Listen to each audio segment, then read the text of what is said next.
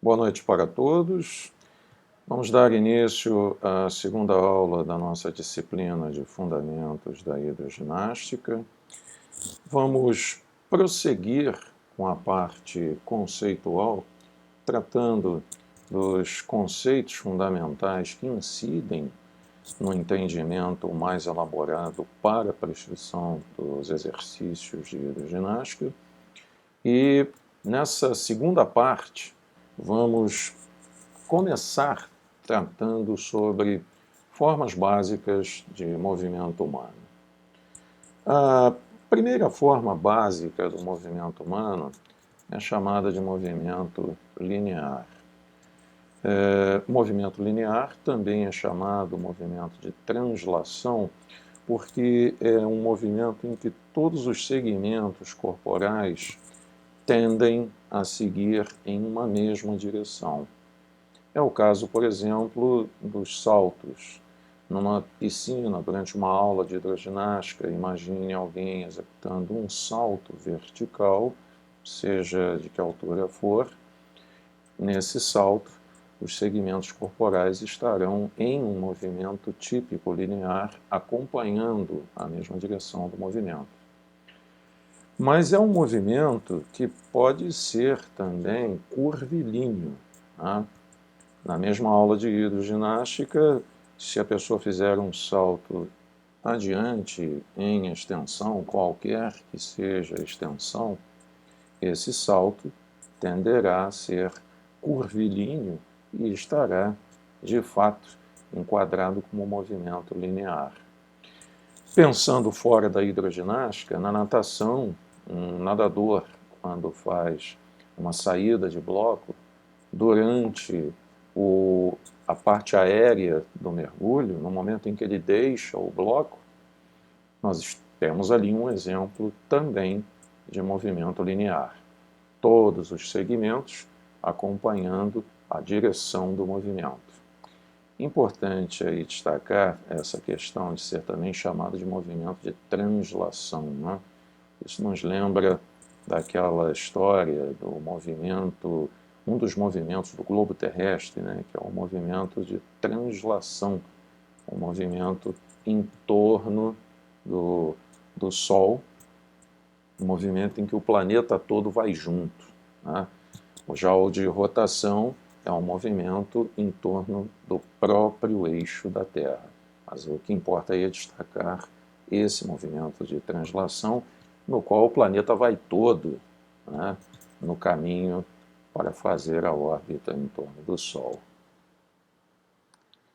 O segundo tipo de movimento é o movimento angular. Esse é o movimento das articulações. As articulações realizam movimentos cuja característica é, de fato, não em termos de extensão, e sim em termos de ângulos. Por isso mesmo, inclusive, o movimento linear ele pode ser medido em metros, em centímetros, e o movimento angular, o movimento das articulações, ele é medido em graus. E quanto maior for um grau de movimento articular, maior é a amplitude daquele movimento. Em hidroginástica, claro, nós vamos explorar muitos movimentos angulares, os movimentos das grandes articulações, evidentemente, até porque elas estão associadas a grandes grupos musculares. Finalmente, nós temos o movimento geral. Na verdade, os movimentos gerais, né? E a maior parte dos movimentos humanos é exatamente movimentos gerais. Os movimentos lineares, angulares, em geral, eles ocorrem como parte de uma dinâmica que quase sempre é uma dinâmica caracterizada por movimentos gerais. E na hidroginástica, nós vamos, de fato, valorizar muito a nossa atenção em torno de movimentos gerais, como, por exemplo, o movimento da caminhada aquática, feito em piscina rasa ou, como nessa foto, feito numa situação em que os pés não tocam o fundo da piscina, sendo numa condição conhecida como Deep Water, ou Deep Water, né? Prosseguindo com as questões básicas que dizem respeito à análise do movimento humano, partindo da chamada posição de referência anatômica, nós vamos conversar sobre os chamados termos direcionais do movimento.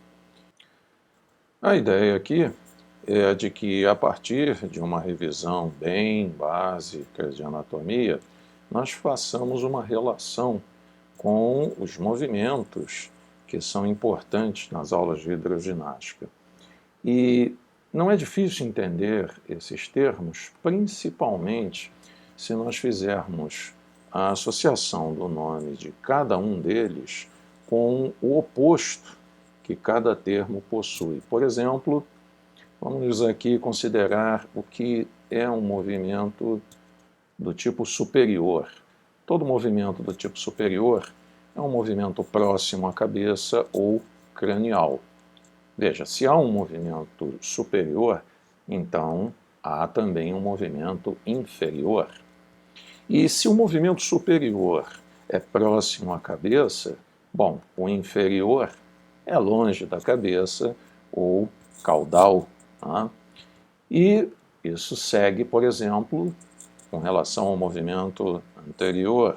O movimento anterior que é caracterizado como um movimento voltado para a frente do corpo, também chamado de movimento ventral. Tá? Imaginem aqueles exercícios realizados em posição decúbito ventral na água. Bom, se há um movimento anterior, há também o posterior. E se o anterior é voltado para a frente do corpo, o posterior é voltado para trás do corpo, chamado também de movimento dorsal.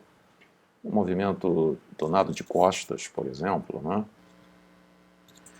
Para o movimento medial, que é um movimento em direção à linha média do corpo, pensem em movimentos de adução, por exemplo, tá? Um movimento de rotação interna do úmero, é uma rotação medial, é um movimento em direção à linha média do corpo. Nós temos um movimento lateral. Esse movimento, se o medial é em direção à linha média do corpo, o lateral é um movimento afastado da linha média do corpo.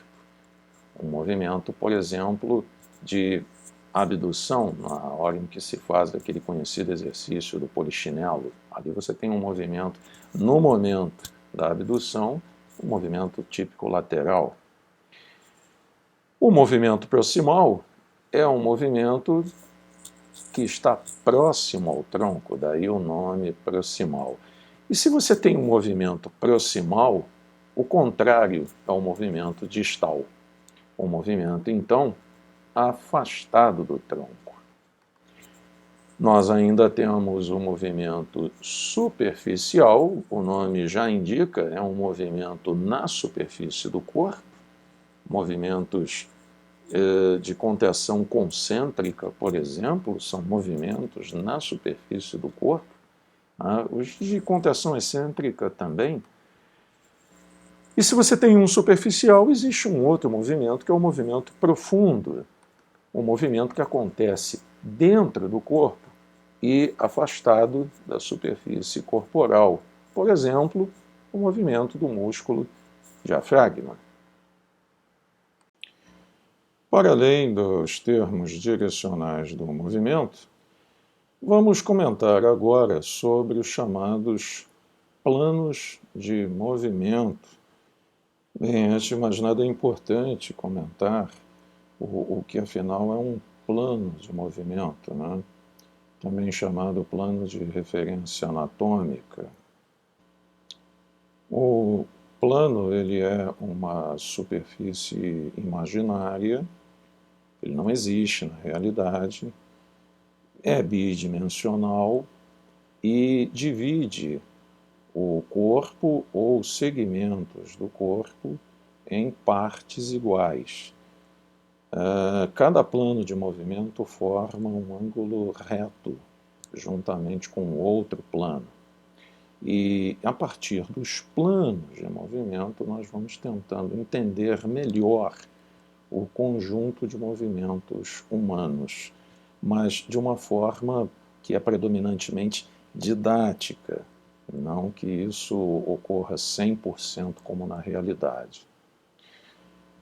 O primeiro plano a ser considerado é o chamado plano sagital. Esse plano, ele divide o corpo em metade direita e metade esquerda. Mais uma vez, é uma divisão imaginária, pessoal. Temos, além do plano sagital, o plano frontal. Esse plano, também chamado de plano coronal, divide o corpo em metade anterior e metade posterior. Finalmente, nós temos um terceiro plano, chamado de transverso ou horizontal, que divide o corpo, ou segmentos do corpo, em metade superior e metade inferior. Como eu disse anteriormente, em cada um desses planos são predominantes determinadas formas de movimento. Mas antes de nós comentarmos sobre essas formas de movimento, vamos aqui apresentar uma visão desses planos, certo? Você tem ali o plano sagital, o plano coronal, que divide nas partes anterior e posterior, o plano axial, transverso ou horizontal, dividindo o plano em parte superior e inferior. Os movimentos que esses planos podem realizar são, por conseguinte, no caso do plano sagital, que divide o corpo em metade esquerda e direita, são possíveis os movimentos de flexão, hiperextensão, dorsiflexão e flexão plantar. Movimentos que nós vamos explorar bastante e em diversas possibilidades de prescrição de exercício em bioginástica. No caso do plano frontal, aquele que divide em metade anterior e posterior ao nosso corpo, nós temos como possíveis movimentos abdução, adução, flexão lateral, elevação, depressão, inversão, eversão e também os desvios radial e ulnar.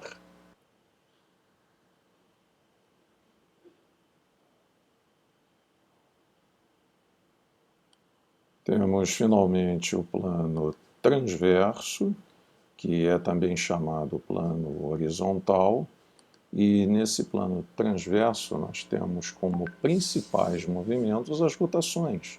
Rotações à esquerda e direita, laterais e mediais, supinação, pronação e atenção, abdução e adução no plano horizontal.